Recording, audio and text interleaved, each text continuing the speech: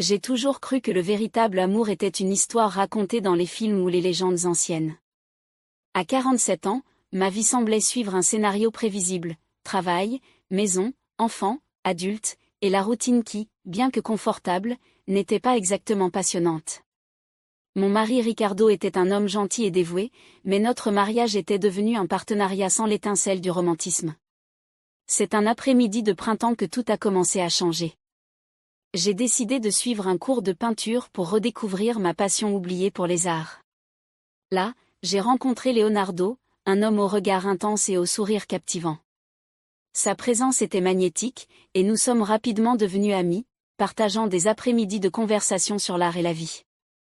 Ricardo, bien qu'aimant, ne comprenait pas mon besoin de quelque chose de plus. Je me sentais stagnante, comme si j'étais piégée dans une routine sans couleur. Leonardo, quant à lui, apportait une nouvelle lumière à mes journées, éveillant des émotions que je pensais éteintes depuis longtemps. Nos conversations sont devenues plus fréquentes, et la connexion entre nous s'est approfondie. C'était quelque chose de plus qu'une simple amitié, il y avait une tension palpable dans l'air, un désir réprimé que nous essayions tous deux d'ignorer. Mais la chimie était indéniable, et chaque rencontre laissait une marque plus profonde dans mon cœur. Une nuit, après une exposition d'art, nous nous sommes retrouvés dans un bar tranquille. La conversation coulait naturellement, et la proximité physique était enivrante. Sans m'en rendre compte, nous étions sur le point de franchir une ligne que nous n'aurions jamais dû franchir. Le baiser est venu spontanément, comme si toutes les émotions réprimées trouvaient enfin une issue. À ce moment-là, tout a changé. Je ressentais un mélange d'euphorie et de culpabilité, partagé entre le confort avec Ricardo et la passion dévorante que Leonardo éveillait en moi. C'était un choix impossible, mais le désir de quelque chose de plus intense était irrésistible. Les jours suivants furent des montagnes russes émotionnelles. J'ai caché à mon mari ma relation avec Leonardo, craignant les conséquences dévastatrices qui pourraient en découler. Chaque rencontre était une aventure interdite où nous nous abandonnions totalement l'un à l'autre, mettant de côté les responsabilités et la peur d'être découverts. L'intimité que nous partagions était profonde et transformative. Leonardo me faisait sentir vivante d'une manière que je n'avais pas ressentie depuis des années. Ses caresses étaient douces, mais empreintes d'une passion qui éveillait tous mes sens. Chaque moment passé ensemble était une échappatoire à la réalité que je connaissais si bien. Cependant, la culpabilité a commencé à ronger mon cœur. Ricardo méritait ma loyauté et mon amour, et je me voyais trahir non seulement sa confiance, mais aussi moi-même. Les nuits devenaient sans sommeil, et les journées pleines de pensées contradictoires, ce qui me laissait épuisée. J'ai finalement décidé de confronter mes sentiments. J'ai pris rendez-vous avec Ricardo, espérant y voir plus clair. Nous nous sommes assis dans le salon, là où tant de moments heureux avaient été partagés. Les larmes coulaient tandis que j'essayais d'expliquer la confusion et le besoin de redécouvrir qui j'étais vraiment. Ricardo, avec sa patience et sa compréhension, n'a pas réagi avec colère. Au lieu de cela, il a pris ma main et m'a encouragé à suivre mon cœur, même si cela signifiait prendre des chemins différents. Ce fut le moment le plus douloureux, mais aussi le plus libérateur de ma vie. Alors que Ricardo affrontait la réalité de notre mariage en train de s'effondrer, Leonardo et moi nous abandonnions encore plus à notre passion. L'intensité de nos rencontres grandissait, et la sensation de liberté était écrasante. Ma relation avec Leonardo a évolué rapidement. Chaque rencontre était plus intense que la précédente, comme si nous essayions de rattraper tout le temps perdu à vivre dans des mensonges. Les nuits passées ensemble étaient un mélange de passion débridée et de tendresse délicate, créant une connexion que je n'avais jamais imaginée possible. Leonardo avait une manière unique de me comprendre. Il savait exactement comment toucher mes blessures émotionnelles, me guérissant par sa présence et ses caresses. Ensemble, nous explorions de nouveaux aspects de nous-mêmes, dévoilant des secrets et des désirs qui étaient cachés depuis longtemps. Les séances de peinture qui m'avaient d'abord conduite à Leonardo sont devenues une métaphore de notre relation. Chaque coup de pinceau représentait une nouvelle couche de notre histoire, révélant des couleurs et des textures qui étaient auparavant cachées. L'art est devenu notre refuge, un espace où nous pouvions être vrais, sans peur du jugement. Ricardo, de son côté, essayait de reconstruire sa vie après notre séparation. Il a trouvé du réconfort dans ses loisirs et dans des amitiés anciennes, mais l'absence de notre lien était encore profondément ressentie. Je me demandais s'il pourrait retrouver le bonheur sans moi. Leonardo et moi étions si immergés dans notre propre monde. La passion obscurcissait souvent la raison, et je commençais à réaliser que notre amour, aussi intense qu'il fût, était en train de construire une base instable pour l'avenir. Un après-midi, pluvieux après une journée particulièrement difficile, Leonardo m'a prise dans ses bras et a dit « J'ai des sentiments pour toi, mais je veux encore être libre et rencontrer d'autres personnes. » Ces mots ont résonné en moi, me forçant à affronter la réalité de notre situation et les choix que nous devions faire. La conversation avec Leonardo fut un tournant. J'ai compris que, malgré l'intensité de notre passion, il y avait des aspects de notre relation qui devaient être réévalués. Lui aussi commençait à ressentir le poids de nos choix, reconnaissant que peut-être nous étions piégés dans une illusion temporaire de bonheur. Nous avons décidé de faire une pause et de réfléchir à ce que nous voulions vraiment pour nos vies.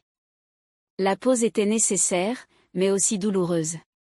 L'absence de Leonardo m'a fait réaliser à quel point je l'aimais vraiment et à quel point il comptait pour moi. En même temps, je manquais la sécurité et la stabilité que Ricardo offrait. Ricardo, de son côté, tentait de se relever. Je me suis retrouvée avec lui pour un café, et il a commencé à montrer des signes de vouloir reconstruire notre vie ensemble. La possibilité d'un nouveau départ était tentante, mais mon esprit était divisé entre le confort du passé et l'émotion du présent. Avec le temps, j'ai réalisé que ma relation avec Leonardo devenait insoutenable. Nous n'avions pas la même vision des relations. Nous avons décidé qu'il était mieux de nous éloigner, malgré la douleur que cela nous causait. La séparation fut marquée par des larmes et des promesses d'amitié, mais nous savions tous deux que ce que nous avions était quelque chose de plus profond. Ce fut un adieu douloureux mais nécessaire, pour que chacun puisse suivre son propre chemin, à la recherche du bonheur et de la paix. Ricardo et moi avons repris notre routine, avec l'espoir de reconstruire notre mariage. Il y a eu des moments de tension et de méfiance, mais aussi de compréhension et de réconciliation. Nous avons travaillé ensemble pour redécouvrir l'amour qui avait été éclipsé par la routine et les circonstances. La vie, cependant, avait d'autres plans pour moi. Un jour, j'ai reçu un appel inattendu de Leonardo. Il traversait une période difficile et avait besoin d'aide. Sans trop réfléchir, j'ai décidé de le rencontrer, bien sachant que cela pourrait rouvrir de vieilles blessures. Les retrouvailles avec Leonardo furent compliquées. Les émotions étaient à fleur de peau, et nous tentions tous les deux de trouver un équilibre entre le passé et le présent. La connexion que nous partagions était toujours là, mais elle était maintenant mêlée à la réalité de nos vies séparées.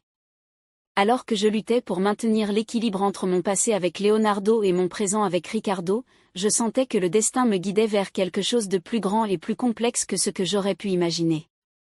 Les semaines qui suivirent la rencontre avec Leonardo furent marquées par une tension émotionnelle croissante. Notre amitié commença à résonner avec les mêmes émotions intenses qu'auparavant, et je me retrouvais de plus en plus partagée entre deux mondes. Ricardo remarquait le changement en moi. Il remettait en question mon absence et mon comportement, mais j'arrivais à esquiver ces questions avec facilité, ne voulant pas révéler la vérité sur ma relation avec Leonardo. La culpabilité grandissait chaque jour, rongeant la confiance que nous tentions de reconstruire. De son côté, Leonardo traversait des difficultés personnelles. Ses problèmes financiers et émotionnels le rendaient vulnérable, et je me sentais poussée à l'aider. Nous commencions à nous voir plus fréquemment, sous le prétexte de le soutenir dans ces moments difficiles. Ces rencontres, cependant, étaient chargées d'une tension palpable. La proximité physique et émotionnelle était indéniable, et je sentais que nous étions de nouveau sur le point de franchir une ligne que nous ne pourrions pas contrôler. La frontière entre l'amitié et quelque chose de plus devenait de plus en plus floue. Une nuit, après une violente tempête, Leonardo m'invita à l'aider à réparer quelques problèmes chez lui. La situation semblait innocente, mais l'atmosphère chargée d'électricité suggérait le contraire. Nous avons travaillé ensemble jusqu'à tard, et la frustration ainsi que la passion réprimée ont enfin trouvé une issue. Le baiser que nous avons partagé cette nuit-là était différent de tout ce que nous avions vécu. Il était plein de désespoir et de désir, un mélange d'amour et de désespoir qui nous a complètement engloutis. À ce moment-là, Nous savions que nous étions au-delà de ce que nous pouvions contrôler, mais nous n'avons pas pu nous arrêter. Les conséquences de notre acte ont été immédiates. Le poids de la trahison et de la culpabilité nous a hantés, et les tentations ont commencé à nous appeler. Je savais que je jouais avec le feu, mais l'intensité de notre connexion rendait impossible de résister. Ricardo a commencé à se méfier de plus en plus. Les petits détails ne lui échappaient pas, et la tension entre nous augmentait. La communication se détériorait rapidement, et la possibilité d'un divorce semblait de plus en plus réelle. Alors que j'essayais de maintenir les apparences, je me sentais de plus en plus isolée, prise entre deux amours qui me détruisaient de l'intérieur. La pression émotionnelle et la culpabilité affectaient ma santé et mon bien-être, mais je ne trouvais pas de solution. C'est alors que la tragédie a commencé à se dessiner à l'horizon. Leonardo, au milieu de ses problèmes, a commencé à prendre des décisions impulsives et risquées. Son instabilité émotionnelle se reflétait dans ses actions, et je savais que quelque chose de grave allait se produire. La nuit fatidique est arrivée rapidement.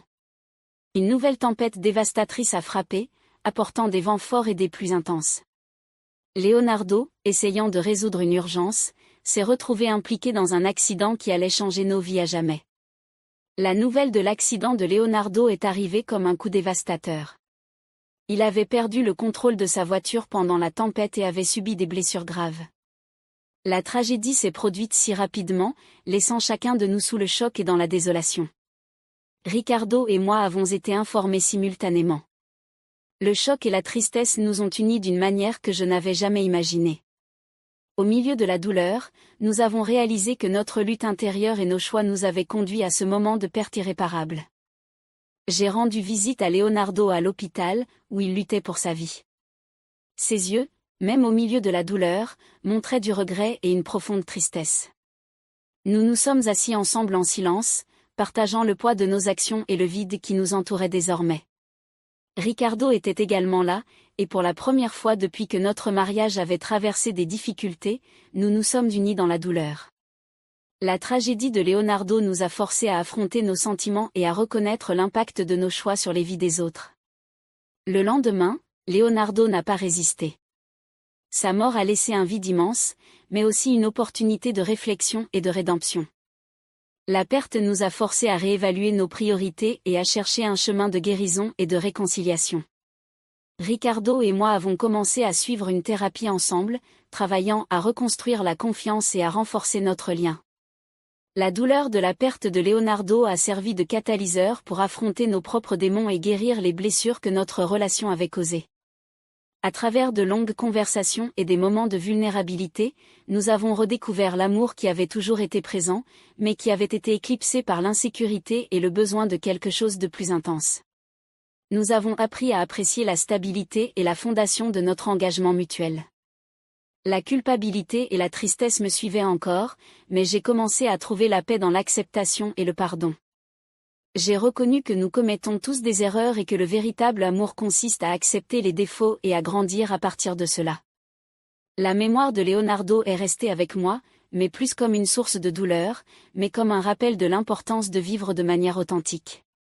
La vie a continué, et avec le temps, les blessures ont commencé à cicatriser.